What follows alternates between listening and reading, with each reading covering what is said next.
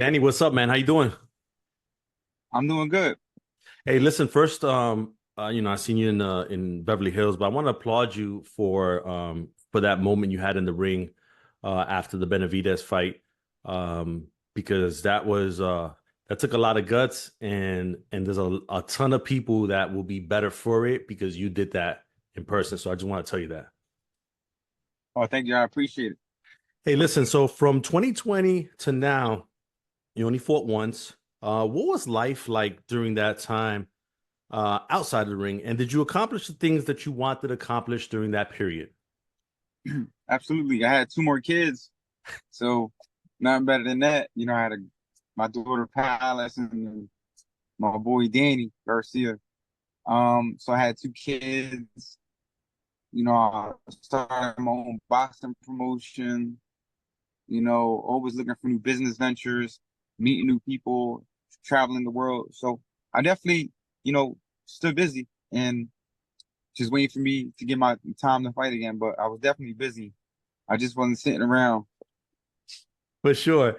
Um, the Lara fight seemed like this was the fight that kept on being quote unquote made, and then it just never happened for one reason or the other. Was there a point where you said in your mind, if it doesn't happen by X date, that's it, I'm moving on to something else? Yeah, definitely. I actually felt like if I didn't fight this year, I was maybe I just probably wasn't gonna fight no more. Because I didn't want to come off like more than 2 years and fight. So that was my mindset. I said, look, if I don't fight this year, then maybe I just not gonna probably just think about retiring. But I still had the fight in me. I still want to fight a lot, but I just didn't want to keep waiting. Yeah. Yeah, no doubt. Um, Out of all the businesses that you're in, I've seen the gym, the barbershops, the apartments, and all that. Now the promotion. Which one has your attention the most before eventually transitioning into a full promoter mode later on? I like all of them. They all have the good and bad to it. Like the real estate is good because it's steady income, but you got to keep up with it. You got upkeeping, you got wear and tear. Some tenants don't pay, so it's definitely a lot. It's not really easy. People think like real estate is easy, but it's really not. Like you have to be on top of it because if you're not, then it'll just fall on top of you, basically. So that real estate is a tough business. It's not like people think. It's just go buy real estate and it's good. You have to keep up with it. And then the boxing, is different because it's the business. It's hard negotiating with fighters and dealing with family members and trainers and people who think they know it all. So it's definitely good and bad, but the good part is, you're giving the young guys a platform, you're motivating them, and you're building careers. So it's definitely good and bad to everything.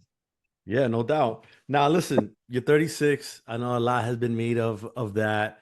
Been in the game for a while, 17 years. Now the physical part. So, look, I just finished doing 25 years in the Marine Corps. I know that there's times where you get to that 15, 16-year part and you're like, it gets harder to wake up in the morning and do things and do it to the extent that you want to. When you started your camp early on, were there moments that you caught yourself like maybe shortening a workout or something and not going as hard, then realizing after, oh shit, like I need to step it up a little more? Yeah, you definitely got to ease your way into it. I would say definitely recovery takes longer. Like before, I just work out hard and spar 10 rounds the next day. I feel I could do another 10. So definitely now you gotta take your ice baths, you gotta do your stretches, you gotta eat the right foods and make sure that you recovering because that's the most important thing. But everything else is still the same. Like the skills, the speed, the power, everything's still there. I would say the only thing that really changed is just the recovery.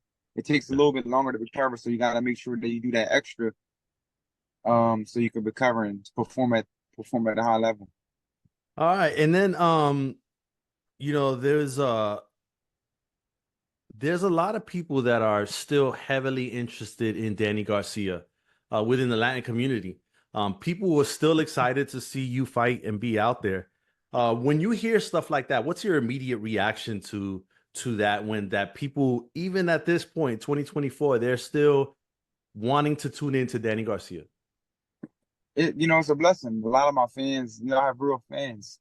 I would say like my fans are hardcore boxing fans.